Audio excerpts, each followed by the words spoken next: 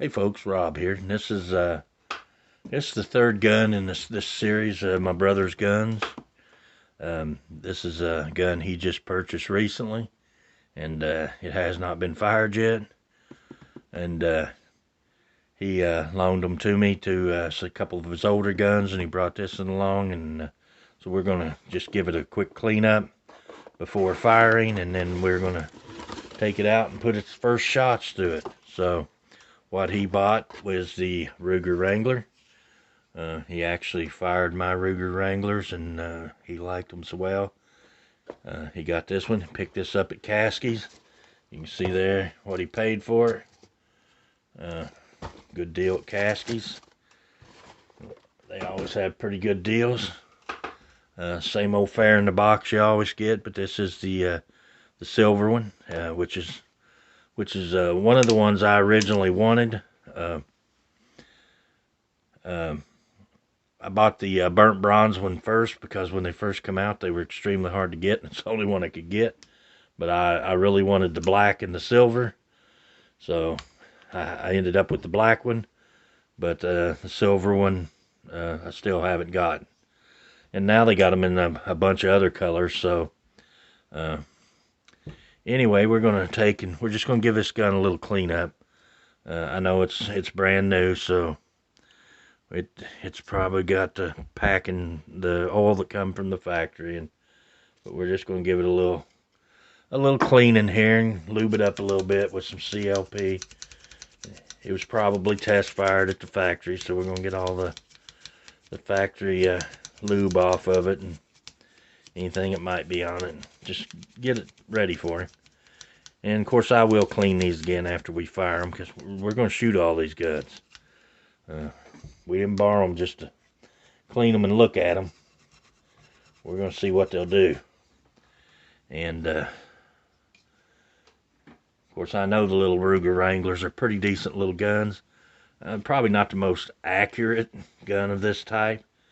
I'm hoping, this being a newer model, that Ruger has done a little bit to address the accuracy issue with these guns. I mean, they're adequate. But, you know, Ruger's a big company, and I feel like they could have done a little better job on the barrel crown on these. There basically is no crown. For the most part, the Heritage Rough Riders will shoot tighter groups than these guns. Of course, these are plinking guns. They're not match target guns, so, you know, you kind of got to take that into account. But, you know, I do feel like they could have put a little more effort into the barrels on these guns and made them a little more accurate. And of course, some people are getting, you know, better accuracy out of the guns. And everybody I've commented to and talked to about these guns, after a few hundred rounds they start to actually shoot better. So, and I found that to be the case with mine, that after I'd shot it a while, it was performing better and shooting better. So, you know, I think it's a matter of you know, breaking it in and you know, putting a few rounds through it. So we'll pull our bore snake through it there. Let's see if we can get a shot down the barrel. Looks pretty clean. Of course, like I said, the gun never been fired other than the factory firing. So there's our gun cleaned. Let's put a little CLP on this cylinder, and we'll just give it a quick little, boy, it's oily. Come from the factory oily, that's for sure.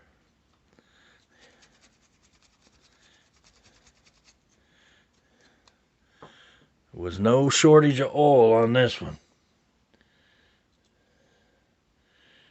Now, this is a pistol bore snake, but in my opinion, the thing is still too long. I would have liked to have seen it shorter. I believe you could easily clean a rifle with this.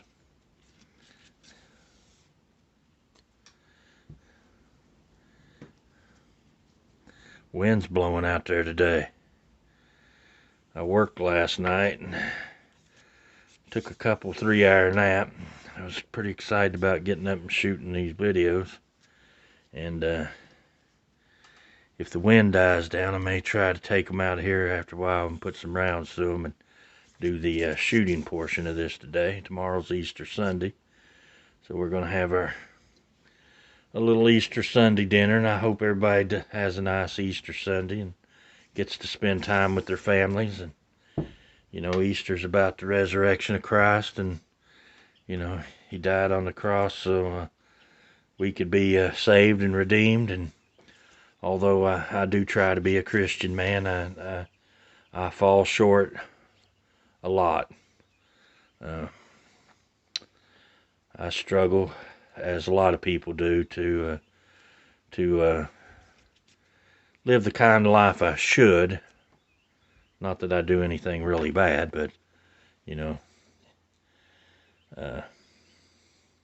we're all imperfect beings, is what I'm saying, and we all mess up and do things we shouldn't. I say a few too many curse words, and you know, anybody that watches my channel probably knows that I work in corrections, and that's a field where sometimes you gotta use some pretty harsh language to get your point across to some people that are not so cooperative. So you know, that's just part of the game. Not that I want to be that way, but some people leave you no choice but to be harsher than you want to be. And I don't want to be harsh at all.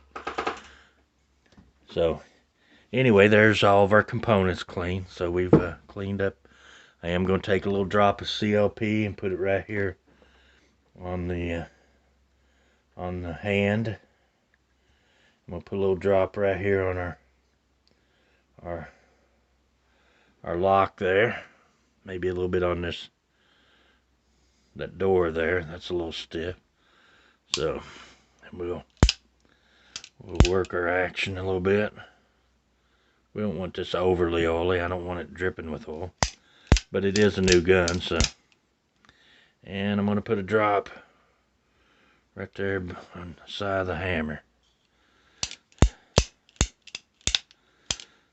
Now that's one of the things with the Wranglers. Some people were having, oh, my gun's jamming. You see this? This is hitting the bottom of the firing pin. So that is because your cylinder pin goes in there and locks in there. And that actually has this little pin on it that pushes that out. So if your cylinder pin becomes loose or works out a little bit, or you don't get it all the way in there and locked, you know, you can get that jam because this cylinder pin actually pushes that back. This little piece right there actually pushes back on this hammer block safety and pushes it out past where it will clear. See, if I move that cylinder pin, you can see that moving. See it move? So your cylinder pin actually keeps and without that in there, that can drop and hit the bottom of the firing pin. So if you ever have a jam, you know, check your cylinder pin and make sure you're in there good, because that cylinder pin acts to push that away. Is that a design flaw? I don't know. But there is a potential area for you to get a jam. So let's wipe off a little bit of this excess CLP, and we'll reinsert our cylinder. Wipe some of that off. I don't want it dripping wet. So reinsert our cylinder pin.